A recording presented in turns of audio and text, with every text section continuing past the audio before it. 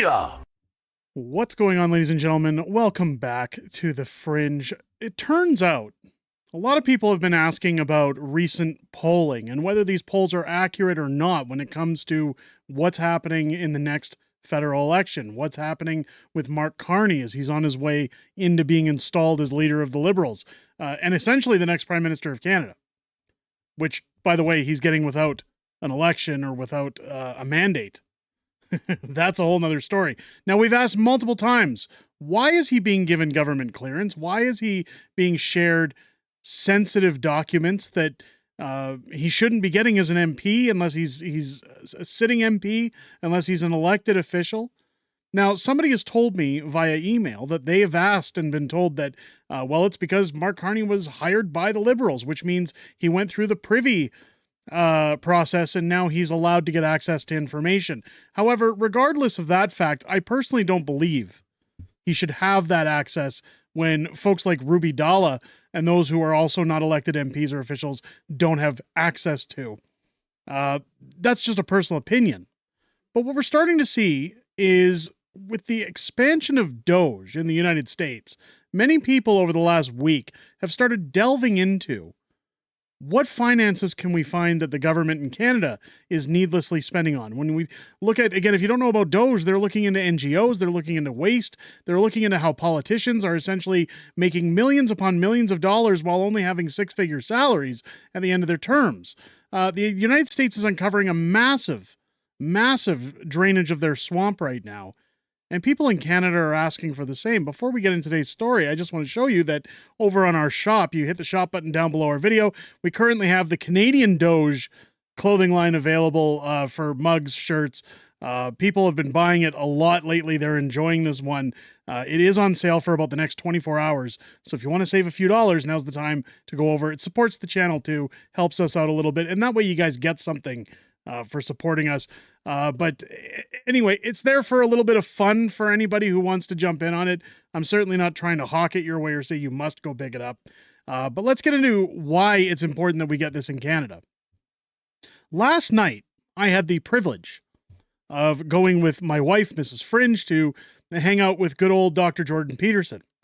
Now, one of the things he talked about during his show, and we actually discussed after his show, was talking about Mark Carney coming into Canada, what that means for Canadians. In fact, he said, quite frankly, and I can't quote him verbatim, please forgive me for not memorizing to a T what he said, but it was along the lines of, if you think Justin Trudeau is bad, Mark Carney is going to be far worse. Reason being, Justin Trudeau is a follower. Mark Carney is by all means a leader. He knows what he wants to do to Canada. He knows how he's going to destroy Canada. Again, I've said it before that when you look at Liz Truss talking about his actions during Brexit and the Bank of England and what he's done, that track record speaks for itself. Dr. Peterson also went on to say they're going to spend the next so many years guilting you for using fossil fuels that they believe should stay in the ground. They're going to try to push a green economy because it affects the taxpayers. It doesn't affect them, and they're quite fine with it because it's doing nothing more than boosting their portfolios. Well, what we're seeing right now is that when it comes to these bogus polls, government contracts over $10,000, let's take a look at how our tax dollars are being spent. Ecos Research Associates, Inc., in August of 2024, were given $93,600. Ecos Research Associates down here again in July, month prior, $162,687. And this is just 2 months out of the year that they've been paid. And Ecos Polling is one of the ones that are pushing the narrative right now for the Liberals. I have a lot of viewers from Ontario in particular, or people who hang out on social media saying, I'm seeing on different sites that the Liberals are ahead, that Pierre Poilievre's losing ground. He's lost a little bit of ground, but not in the way that you guys think he has. If you head over to Ecos' page, this is where our tax dollars are going. Major and straight line decline in conservative advantage over past month. That was written at the end of January. Liberals break 30 points following Trump inauguration. No, they didn't. They wrote that in January 22nd. Conservative lead narrows to 11 points. It's much larger than that. Liberals enjoy modest boost amid Trudeau resignation, Trump threats. Now, some of those points could be valid, but it's not to the extent that ECOS is pushing here, that they're saying is the reason that the Liberals are gaining polls. In fact, what they're doing is stoking fear. I've talked about this before when you look at Doug Ford and why he's going to the polls. Doug Ford is essentially going to the polls right now to use Trump as a tool to stoke fear into people that, hey, the world's about to end because Orange Man Bad is coming back. We need to fight him. We can't reason with him. We can't fix our borders like he's asked. We need to fight him. Dollar for dollar. You've got Justin Trudeau's Team Canada approach. I'm not going to go deep into it because we've talked about it many times. But this is all to stoke fear because fear controls. If you look over at 338 polling, which is a lot more accurate than ECOS, take a look here. The Conservatives are sitting at 42% currently to the Liberals 26%. Now, earlier in the week, the Conservatives were sitting at 46%, and they've dropped 4 points. And you can see it over here, where they were up at 45, and in recent days they've dropped down to 42, while the Liberals have increased. This is all part of this smear tactic, this fear campaign. Real good friend of the channel, new friend of the channel, Jasmine Lane, who, by the way, is going to be hanging out with us on the Fringe this upcoming Wednesday for a live stream. We're going to hang out and have a chit-chat at 6 p.m. Pacific. Make sure to come hang out with us and get your questions in for Jasmine Lane.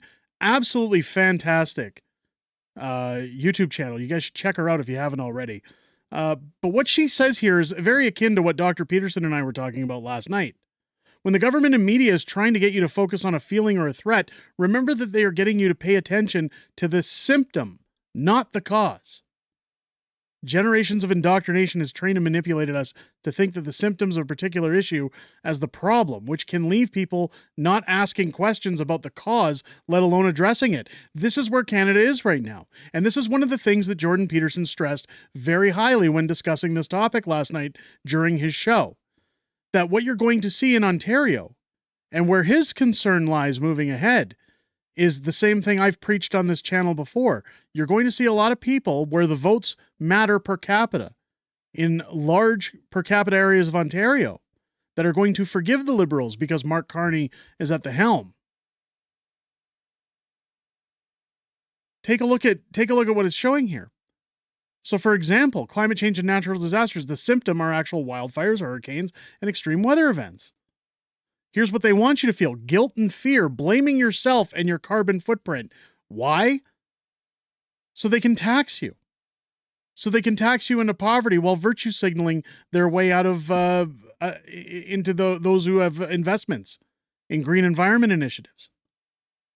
The real cause of what's happened is poor forest management, arson, natural climate cycles, which are rarely discussed. The government's solution is more taxes, more control over personal consumption, and fewer freedoms because they want control.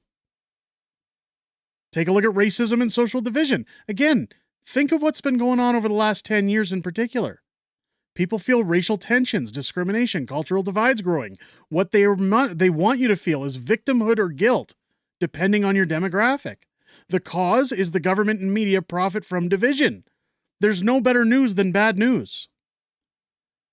They're stoking racial tensions through policies, identity politics, and manufactured outrage to keep people divided and distracted from economic and political failures.